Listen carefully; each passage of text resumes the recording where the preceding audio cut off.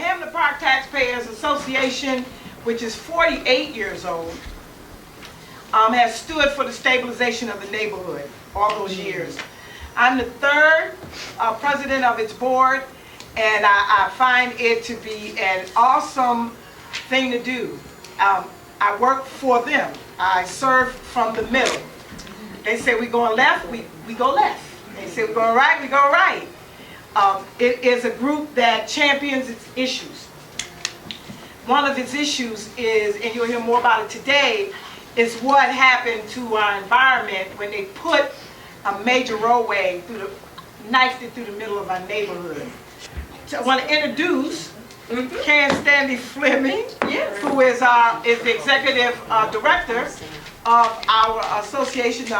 This association I'm talking about is the Restore Our Community Coalition. Karen. Hamlin Park was on the outside of Humboldt Parkway. And so anyway, we want this house to be an example of what Buffalo can do in terms of going back to the glory days. So that's what ROCC is all about, Restore Our Community Coalition. And how do you like that name, ROCC? We want to be the rock for this community. And I have to thank the chair, Stephanie Barber Jeter, and the whole steering committee for asking me to be the executive director. We've been together since about May. And so I'd like to, at this time, introduce the members of the steering committee. I already mentioned Mr. Albert Baxter. Mr. Richard Cummings is the president of the Black Chamber of Commerce, and that is one of our very strong partner organizations. Mr. Dave Stieglitz is an architect, and did you say you came here from England? I came here from Switzerland. Came here from Switzerland, even better, because chocolate. But you noticed immediately. And so not having heard the hometown story, not having drunk the Kool-Aid, he immediately identified that Rt.33 was a mistake and that it was going to tear up the neighborhood.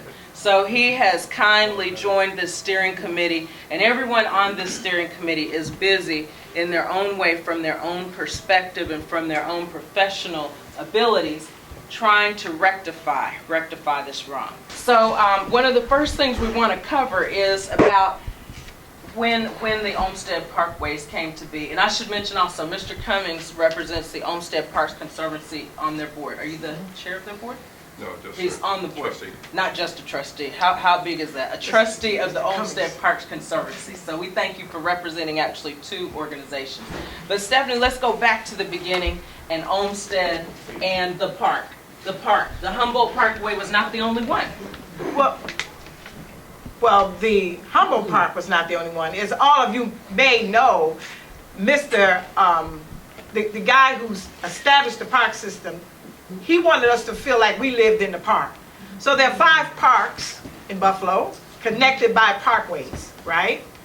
This parkway, and you got to think of the other parkways, McKinley Parkway, Bidwell Parkway, y'all know what I'm talking about. You know where I'm going, Lincoln Parkway, right? Then there's Humboldt Parkway, right? Which is sad to say that the differences happened there. But when you think about the history, and I have to connect the history of ROCC with Hamlin Park, because in Hamlin Park, as the city changed and people left, this neighborhood was bought by the current group of owners within 11 years of each other. In 11 years, the whole neighborhood changed. And then this special road came through. People were crazy mad. In fact, when I remember people like Margaret Strasner and Charlie Perkins, they were among the first homeowners at that time. They were angry. They created a process by which they went door to door collecting money, and they got a class action lawsuit to stop the construction. Can you imagine that? Now I know we can sell candy, Girl Scout cookies, but can you imagine raising enough money to stop the work? Well then, of course, they didn't have as deep pockets as New York State DOT, and they lost the case. Well, 5 years later, NFTA said, we're coming down Main Street, right by your neighborhood, with an underground rapid transit. Well, again, this group jumped into action. They said, we're going to win this time. They did it again, and they won. Now, they were going to come to Maine and Kensington and go up.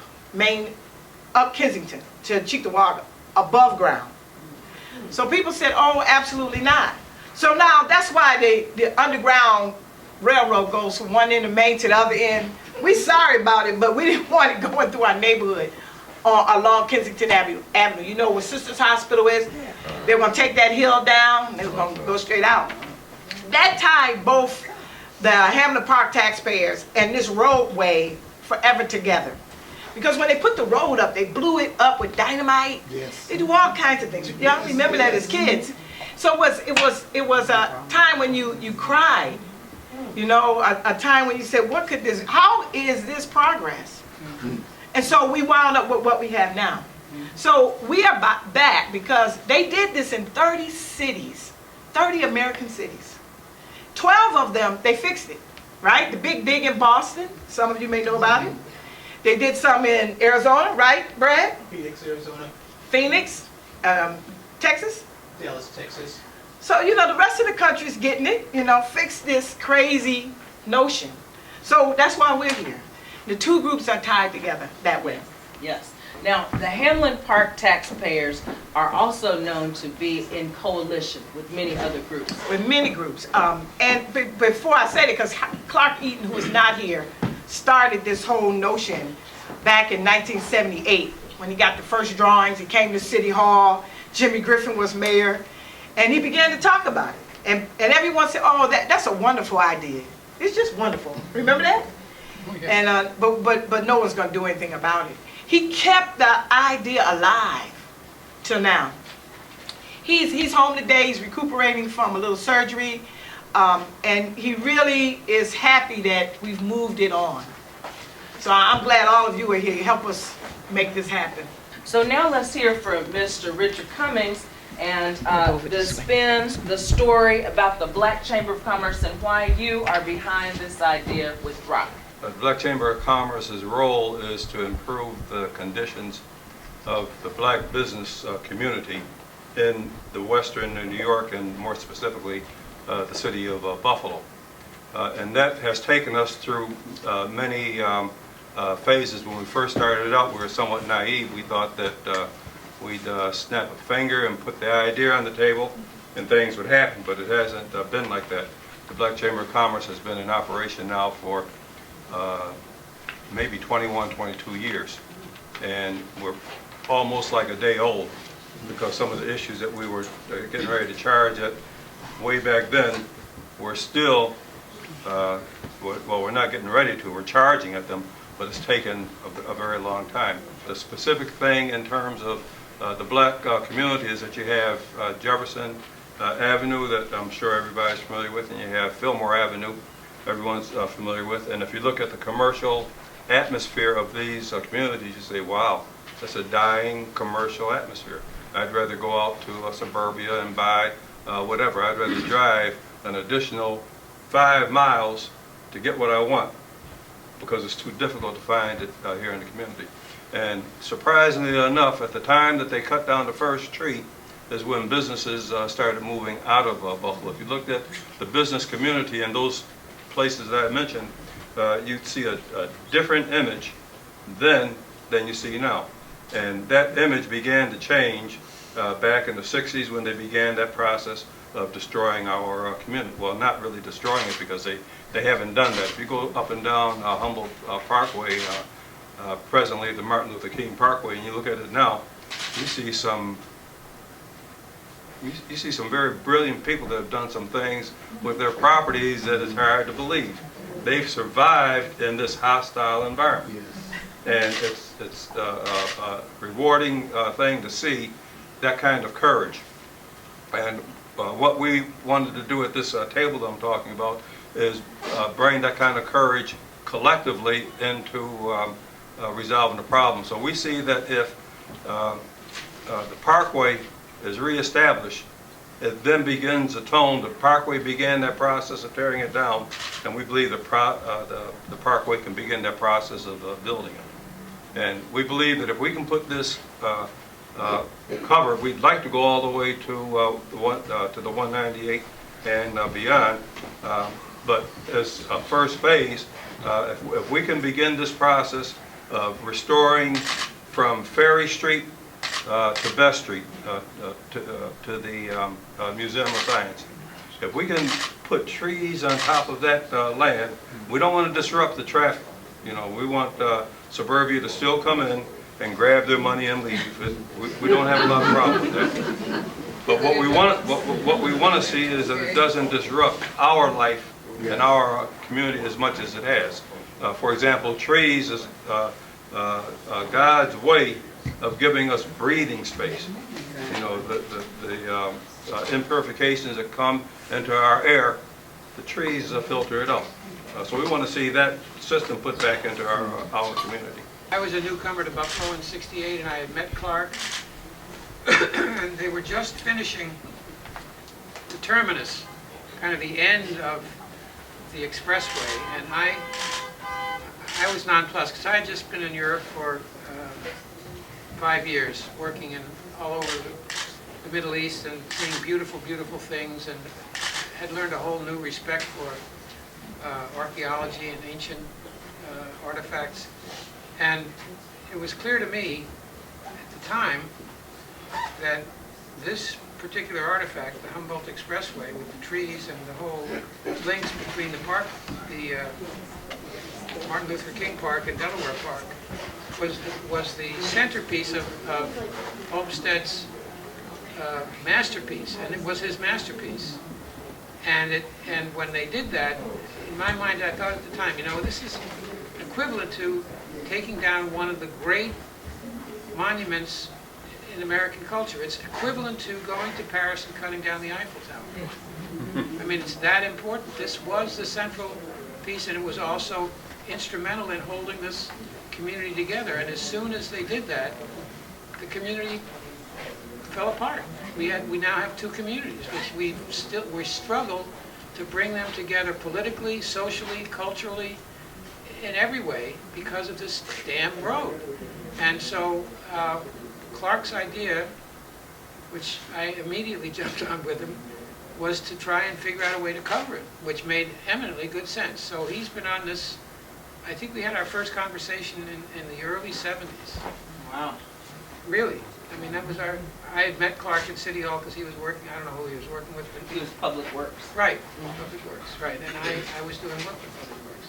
So we talked about this many times, and we swore to each other, somehow, Clark, we'll get this done. And so it sort of languished for a long time, and then it's come back, and now we have ROCC, and it's, I think, probably one of the most important, from an artistic and cultural and economic initiative, it's probably the most important thing we're doing in the city.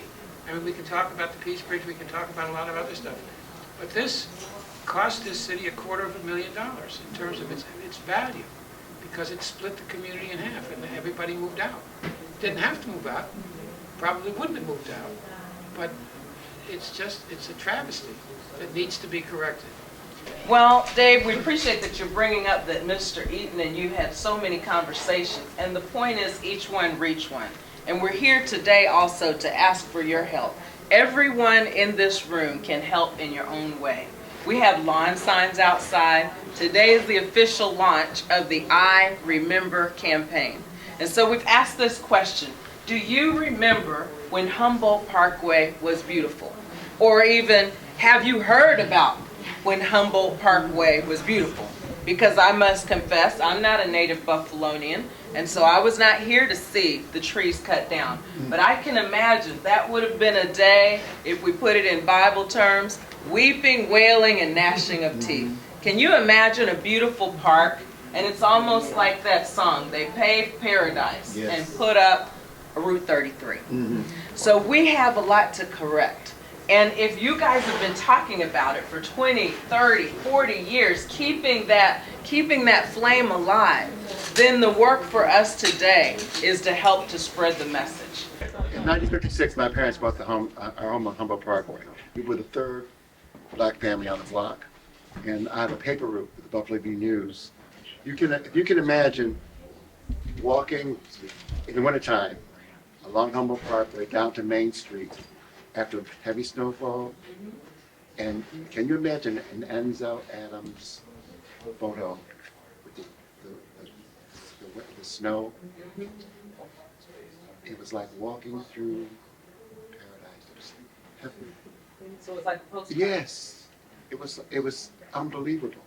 And when the trucks came through, we cut down the trees in 1962, 63.